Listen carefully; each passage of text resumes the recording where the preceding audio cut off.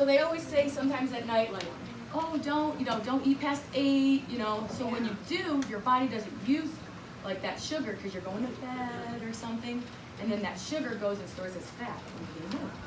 So that's why you're not supposed to, eat so late at night, because you want to be able to burn off that sugar as much as you can. Okay. And then also not eating as well can develop into type 2 diabetes and poor energy. Then you're not going to want to see your friends as much, or maybe not be as productive throughout your day. Thank you. Okay. Okay, So- let me get this off here. Luckily, with technology these days and the internet, everybody is tech friendly at all. The United States Department of Agriculture has this website. It's called choosemyplate.gov. Anybody can access it that has the internet. And it basically breaks down what your body should be consuming. It targets to your specific age, gender, race, ethnicity. It gives you ideas of what you should be eating according to what your body needs in order to give yourself the energy and nutrients it needs.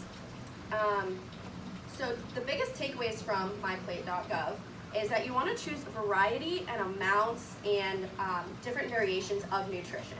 So the more colorful your plate, the better it is. So that's fruits, vegetables, mixing some whole grains, that kind of thing. Also the foods and beverages, like Allison said, you want to avoid the saturated fats, which I'll get into a little bit later, sodium, so salt, and the added sugars, as you saw in Allison's demonstration there.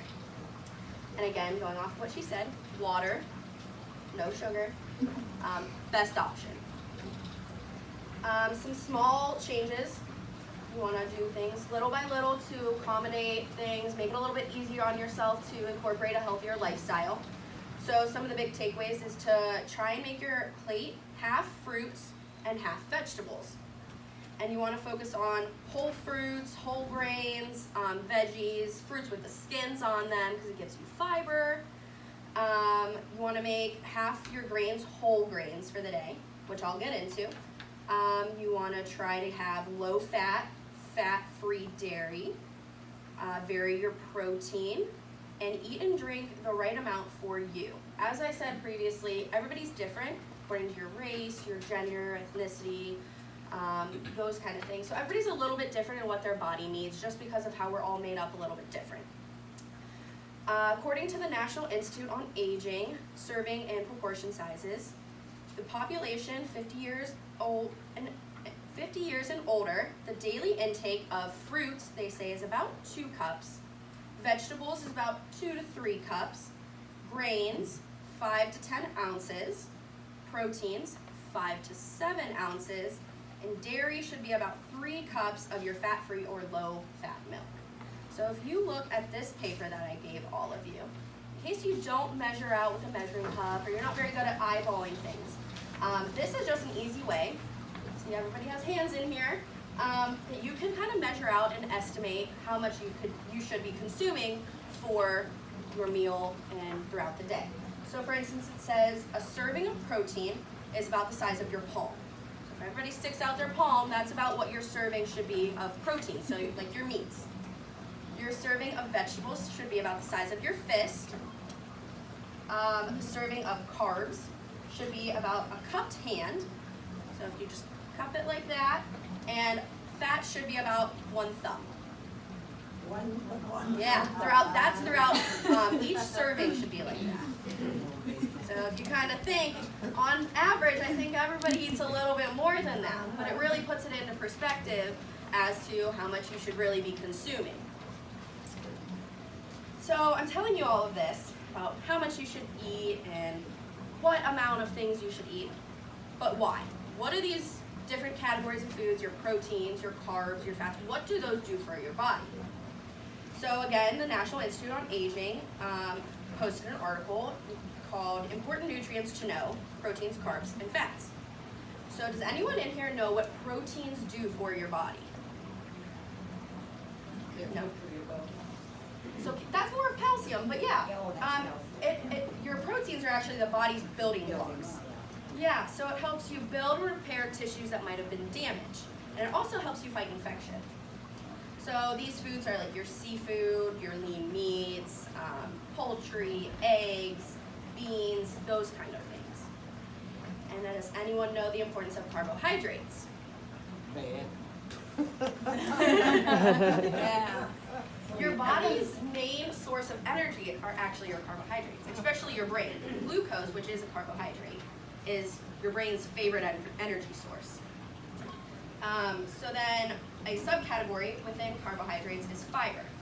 So as I mentioned previously, you want to eat foods that have like fruits that have like whole, the skin on the outside of it, because that helps. And fiber is a form of complex carb, and it helps prevent stomach and digestive issues and prevents constipation. And as I mentioned, fats is another one. Does anyone know what fats do for your body? Fats also give you energy, not as much as your carbohydrates and the glucose, but they also help you feel satisfied and more full after you eat. And again, that should be like the size of your thumb. So you have good fats and you have bad fats. Your good fats are the ones that are liquid at room temperature. So these are like your oil, like vegetable oil, canola oil, those kind of things. And these ones actually help lower your chance of heart disease. Bad fats are the ones that are solid at room temperature. So that's like your butter, your margarine, things you would put in those little snacks like chocolate cake. Like the ones you like. Yeah. Exactly. And those are going to increase your risk of having heart problems, like your arteries will clog, like Allison's demonstration showed. And it will have your heart, have to work a little bit harder, makes your blood pressure go up because that blood can't get through as well to circulate around your body. And as I mentioned, these are like your butters, margarine, red meat, those kind of things. And then you also have a diagram, it mimics this. We printed one out and passed it to everybody. And this basically just breaks down your plate and how much of each serving you should consume on the plate. So, as you can see, like half fruits and vegetables is there. And then as I mentioned previously, with the amount of carbs and your protein. I have a question. Baked potatoes And potatoes. is a carb. Correct. If you ate a baked potato and just put salt and pepper on it, would that be considered a good thing? I love French fries.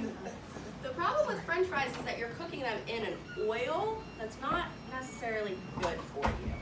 So that's gonna, just in general, be a little worse for your body than having a baked potato. You wanna look for foods that are broiled and baked versus fried.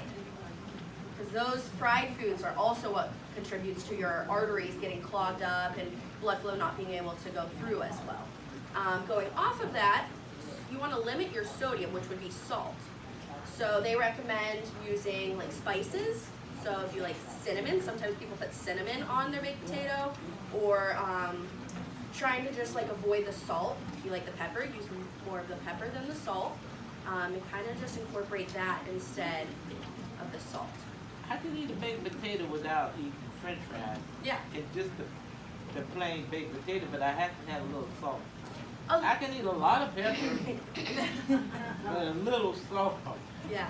The biggest takeaway I would say is just moderation. Just proportion sizes, moderate how much you're consuming of the things that you're not really supposed to. So a little's okay, but it's when you have high consumptions of it is when you have problems. Isn't there Mrs. Dash? Is that salt substitute that is better than? Yeah, it's supposed to be a healthier option, but gives you roughly the same satisfaction. Sea salt would too. I'm not sure about that one. I would assume, but it still is a salt, so I think it would still have the same effects as your regular table salt. You know, my daughter put me on completely no salt, Okay. and I was a great salt shaker person Uh-oh. all my life, and I had a couple strokes. Really? So she said, "That's it, no more," and took it off and because I thought I'd been running for a while. But do you know what I have got used to? No salt shaker at the table. Yeah. And have got used to no salt, which is, it amazes me to this day Mhm. that I have because I was such a salt eater. Right. And it really has made a difference, I think, in my tests, well, they're still, doing tests for that, cholesterol and that. And it has made one heck of a difference. Right. And I don't miss it. Now, go figure. Yeah, that's just hard to believe, because I really love my salt. And most Yeah. people do. Yep. Diet sugar, what's the best diet sugar? Yeah. There's so many out there.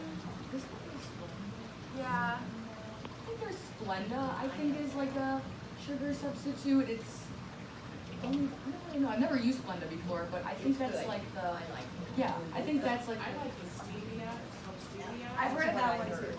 Yeah, That's what I heard. that, What's it called? it's called stevia, S-T-E-V-I-A. Never had that. And It's good. it's, I don't know, I've heard things about Splenda, bad things, so I started using the stevia. I've also, I know that Splenda is one of the alternatives they came up with, but I think over the years, they're noticing that it's kind of contributing to the same equivalence.